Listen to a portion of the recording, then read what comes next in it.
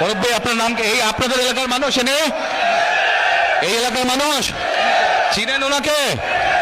আচ্ছা মুরব্বী আপনার নাম কি? শফিকুল ইসলাম। শফিকুর রহমান। আচ্ছা আপনি কবে গেছেন, হজে না ওমরায় গেছেন? আমি উমরায় গেছি 5 বছর আগে।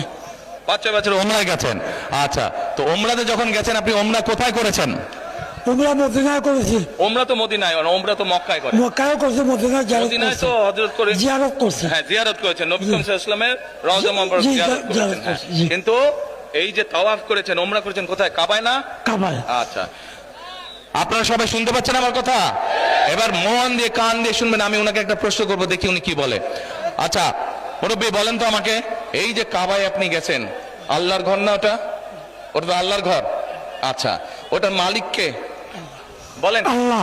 কিসের মালিক? আল্লাহ। দুনিয়ার মালিক আল্লাহ, কাবার মালিক আল্লাহ।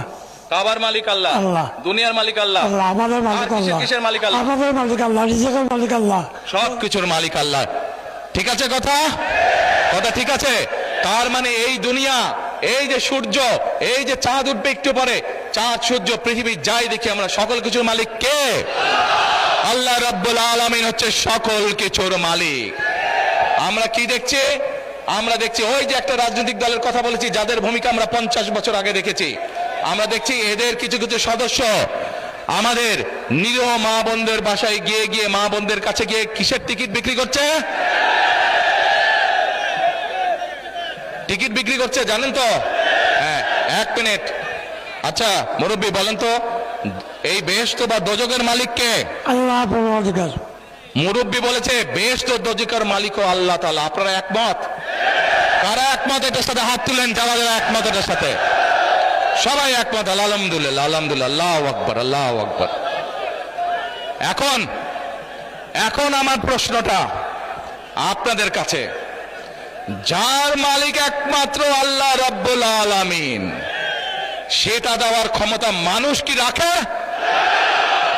তাহলে যে মানুষ কে বলে বেহেশতের মালিক আল্লাহ তাআলা, দোজখের মালিক আল্লাহ তাআলা, কে কোথায় যাবে সেটা সিদ্ধান্ত একমাত্র আল্লাহ তাআলা নেবে।